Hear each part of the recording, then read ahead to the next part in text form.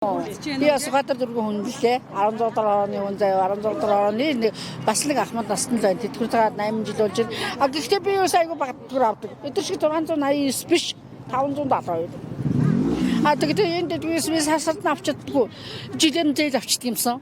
Одоо сүлд зээл болтгоо байсан. За яагаад гэвэл өнөөдөр би арай нэг хавдар хүчээгөө арай нэг хөл гар маань хөдлөхгүй болчоогүй нэг жоохон явж харж байгаа учраас бас 5 төгрөг олохгүй болохгүй юм болов гэд зээл авчдаг юм аа. Тэгсэн чи одоо зээлч өгөө боллоо одоо ажил хийхгүй юм болов өсөж өгөх юм болов одоо яах юм бол одоо би гайхаад байна.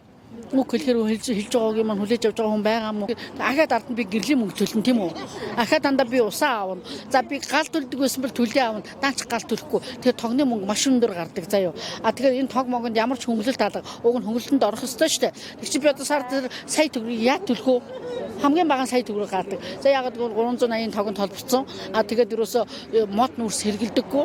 А нөгөө юутай зуухтай байх нь байсан үе хэцүү юм билээ. Шөнийн 3 цаг хүртэл тэр зуухыг галлаас манд суухгүй дэлбэрч гээд идэх юм билээ. Тийм учраас тог болго хайсан. Тэгээд одоо бараг сая 200 мянган төгрөг. Одоо яхаа 200 төгрөг төлөх юм уу? 205 төлөх юм уу? Одоо бүр тийм хэмжээнд хүрчлээ шүү дээ. Тэр мөнгө би хаанаас олох вэ? Худлаа хэлэх юм уу? Хулгай хийх юм уу?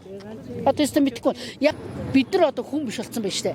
Өстө нөгөө саран гэрэлдээ тэр уулны хүн гэдэг. Тэрнээс бүр уулны уул биш бүр уулны уул болсон байгаа юм биш шүү.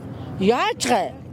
Бид нар ингээд дормжлуулах гэж авчиж бид нар 95 онд 95 оны 1 сарын 1-ээс 94 онд хууль нь гараад 95 оны 1 сарын 1-ээс нийгмийн даатгалын шинтгэл авч ирсэн шүү дээ.